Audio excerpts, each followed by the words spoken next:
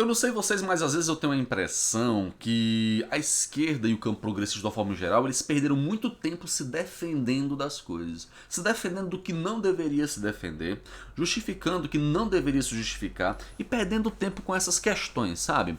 Porque se você perceber bem, os direitopatas à direita, quando você mostra as coisas claramente para eles, eles não se defendem. Eles são cínicos, calhordas, hipócritas. Né? Por que eles fazem isso? Porque eles não querem confrontar a realidade.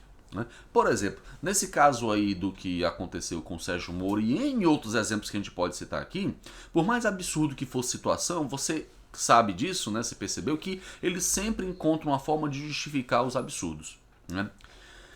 A esquerda e o campo progressista, de uma forma em geral, é mais difícil nós de certa forma, justificarmos esse tipo de absurdo porque nós agimos, né, com um grau de ética e moralidade maior. Sim, nós não fantasiamos a realidade dessa forma, então é muito difícil agir com hipocrisia e cinismo.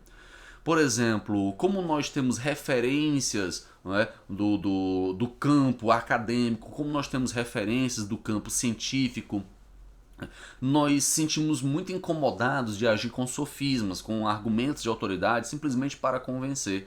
Porque nós gostamos muito de analisar as coisas baseado na realidade de fato, né? E não utilizar da realidade, distorcer a realidade como muitas vezes eles fazem, para poder ganhar uma discussão ou querer justificar o seu lado.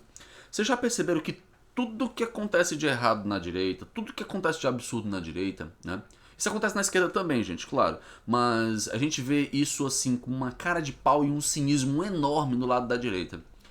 Tudo eles tentam justificar. Se o Bolsonaro elogia um estuprador e um pedófilo, eles têm uma justificativa para isso. Né? O Moro vazou a conversa da Dilma. Eles justificam, não, o que importa é o conteúdo, não interessa. Quando foi ele, a conversa dele que foi vazada, então a conversa muda. Ele sempre tem dois pesos e duas medidas para a coisa. Então, o comportamento cínico e hipócrita, ele é assim, na verdade. Ele desconsidera, né, a realidade, ele desconsidera a essência e ele puxa aquilo que interessa, né, ao que ele quer acreditar. Né? Então, ou seja, pode ter duas ações, a mesma coisa, do mesmo jeito, sem tirar e nem pôr. O Moro vazou a conversa da presidente, é justificável.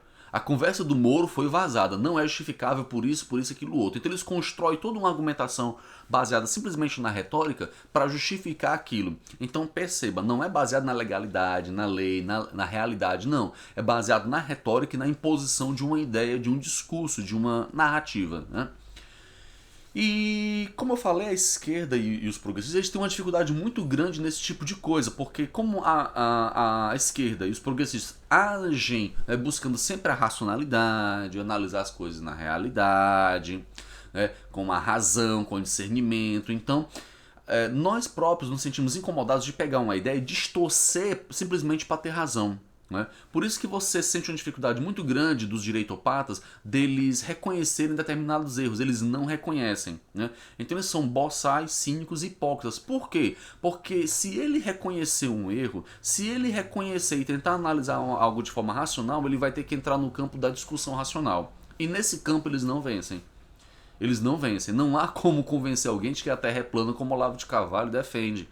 Por isso que, como o próprio Olavo de Carvalho também já ensinou a eles, né, é o seguinte: não discuta, ataque, não converse com o pessoal da esquerda, xingue, esculhambe, porque ele sabe muito bem que se as pessoas da direita forem discutir com as pessoas da esquerda, e você já passou por essa experiência, tenho certeza, de estar conversando com alguém, então, como ele não tem argumento, ele começa a xingar, a falar de coisas chulas, de moralidade, o Lula tá preso e tal. E por falar em Lula tá preso, aconteceu uma coisa interessante que cabe um pouco nessa questão, né? Ou seja, em vez de você estar se justificando, você que é da esquerda ou progressista, em vez de você estar, né, digamos, se anulando, então a gente não tem que se defender, você tem que atacar. Você tem que se preocupar em atacar, você não tem que se defender e não estar justificando nada.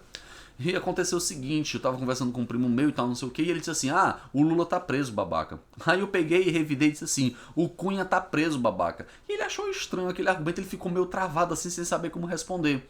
Porque É bem comum, né? Ou seja, ele esperava que eu fosse defender o Lula, nem petista eu sou, mas ele achava que eu fosse defender esse tipo de coisa, né?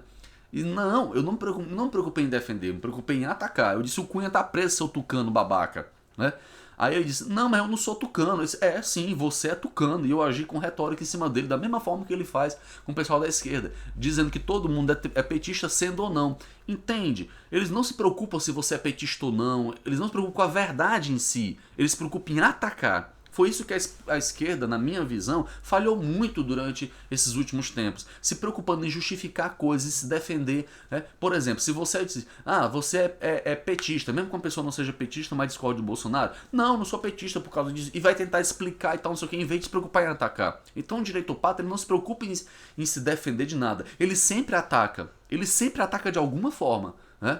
Então acredito que essa é uma questão que prejudicou muito a esquerda na sua força de enfrentamento em relação a isso aí. Não é? Então quando eu disse pra ele, o Cunha tá preso, seu tucano babaca. Não sou tucano não. É sim, é tucano.